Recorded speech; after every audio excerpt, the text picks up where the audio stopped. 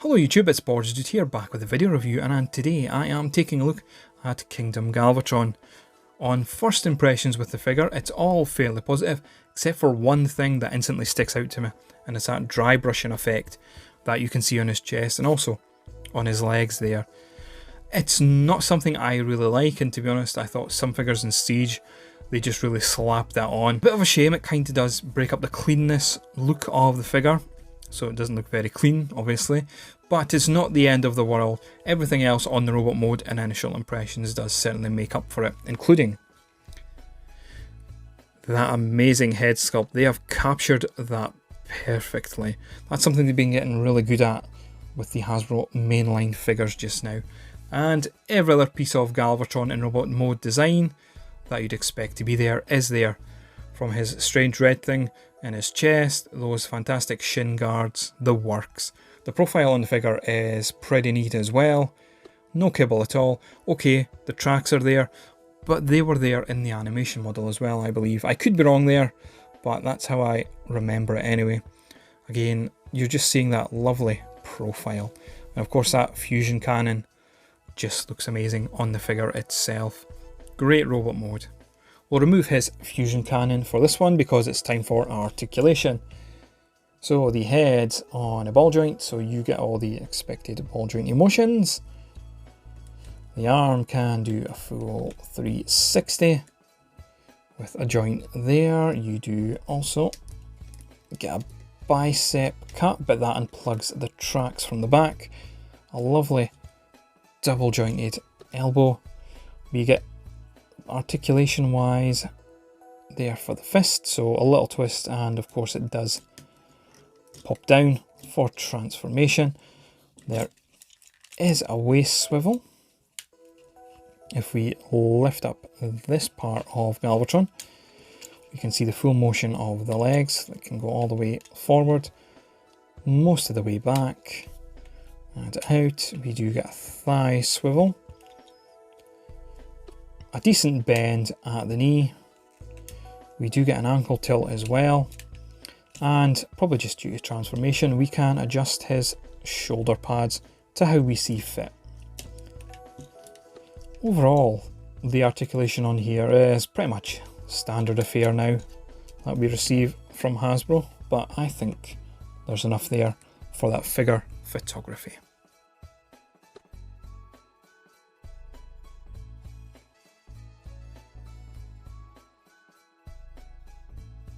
When it comes to accessories for Kingdom Galvatron, you of course get his fusion cannon there, and he comes with two of these blasters, which of course are lovely little ships, homaging his ship in Transformers the movie and a couple of G1 episodes as well.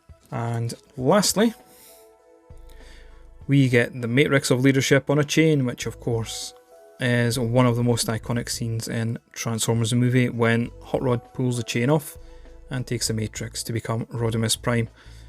That Matrix itself is actually just the exact same one that you get with Earthrise Optimus Prime.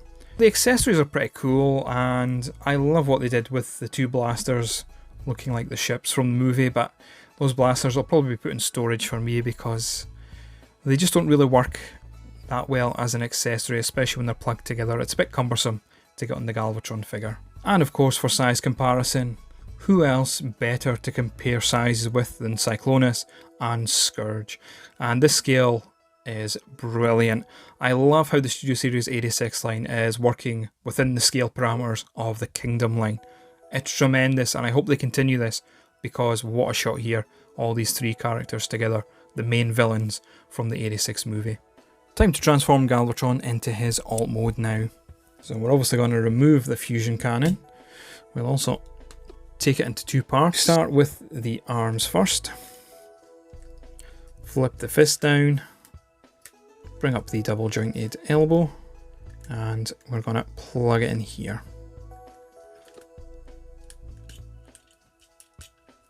And it does slot in quite tight.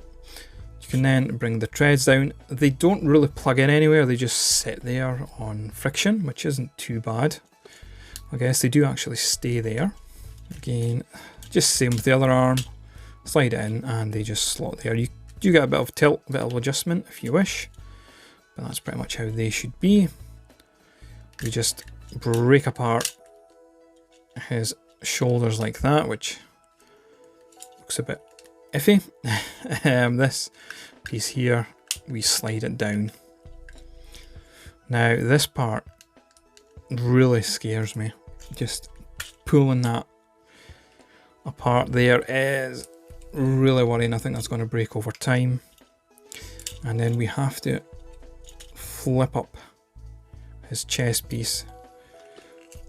Make sure this head part is in like that as much as possible. And then we have to tab all that in together. We do have to be a bit careful with this. There's a lot of tolerance issues in that if you don't get everything sitting flush when it comes to the transformation part. Now, oops a daisy. And once you've tabbed in his codpiece, let's get back to transformation. What I'll do now is the legs, so his stabilizer just flips in. We then untab these parts here. Again, I just love to be fiddly on camera when it comes to transformations. I'm never usually this bad, but see, try to do it through the viewfinder screen on your camera. It's not as easy as one would hope. We need to have the feet in this direction. So what we can do just now is look to flip down the feet here. So we get really the back end of the cannon. We're gonna tab it together. Now I definitely didn't jump cut there. Not at all, no sir. So we've got that part done. The easy part. I have this bit flipped down. We want to bring this hinge back as far as it can go, because we want everything to tab in at the back there, just so everything stays secure. So you can see the black tab there, and that's it, all secure. Now this is the part that scares me a little on this transformation, and took me ages to do it on camera, so I will jump cut here. Right, the idea is this black tab here will go into there. That's fairly straightforward enough. So we just adjust the hinge as required and plug it in. So that's fairly standard, right? But this bit's still loose. What needs to happen is this little stressed out tab pops into here. Now the problem is the plastic itself doesn't seem flexible enough when doing that, and it takes a lot of pressure just to make it all set in. So I will jump cut here and get that all plugged in. That actually worked a lot smoother this time than it did a couple of times previously, so there we go. Right, so we're almost there. All we need to do now is pop on the parts of the fusion cannon.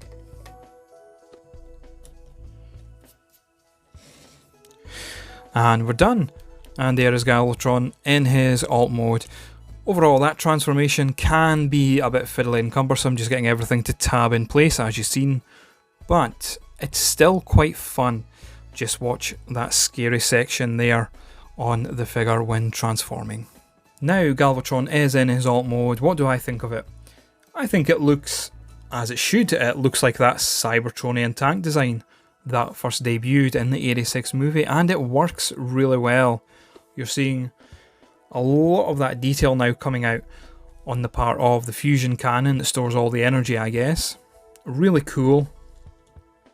And considering the robot mode was so clean, it's amazing how much everything just stored in that robot mode to give you this alt mode. It's really clever. I do like the way this is designed. They have been doing some cracking designs with Transformers figures lately, and I really hope that doesn't stop. But overall, this is really a nice alt mode. Definitely worth that fiddly transformation.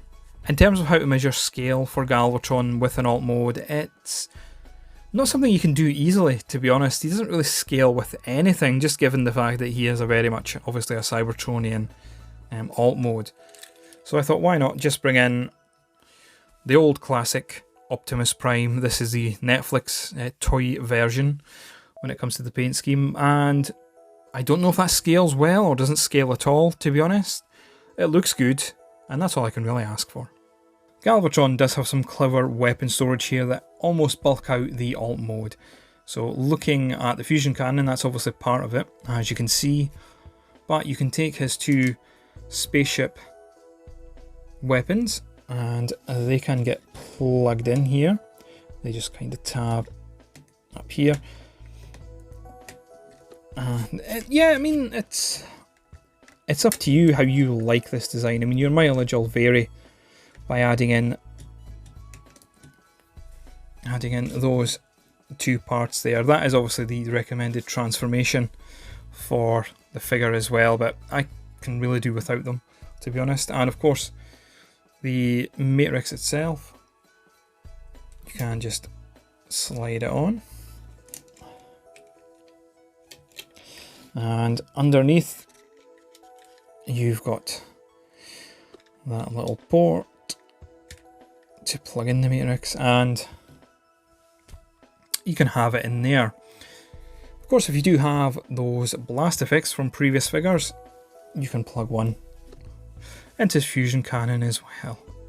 Fairly cool, and it gives you an option to store weapons if you prefer having Transformers on display in their alt modes. My final thoughts on Kingdom Galvatron. This figure is stunning. The robot mode design captures the animation look perfectly. The only gripe I have with it, and I've already mentioned it of course, is that dry brushing effect on the figure. It wasn't needed, but again, as I've already said as well, it's not the end of the world. There's no kibble at all in robot mode.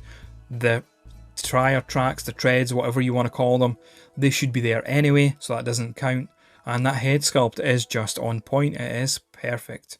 The transformation is a bit fiddly, and there's obviously those issues with tabbing, and of course that tolerance issue when tabbing in the arms to the chest is a bit scary, and I've already seen stress marks on my figure, so that is something to be wary of. But the alt mode, when you get there, again, does what it needs to, captures the look and feel of his alt mode in the 86 movie, as it should. It's very cool, and I definitely recommend that you pick up this figure, especially if you're a Generations collector. Bear in mind, as a final thought, before we had this Kingdom Galvatron, what did we have officially? It was that very strange universe version of Galvatron, and then we did have the Titans one, which was okay, but this just gets you to that Generation 1 accuracy that, as a Generations collector myself, I definitely crave. Worth a pickup.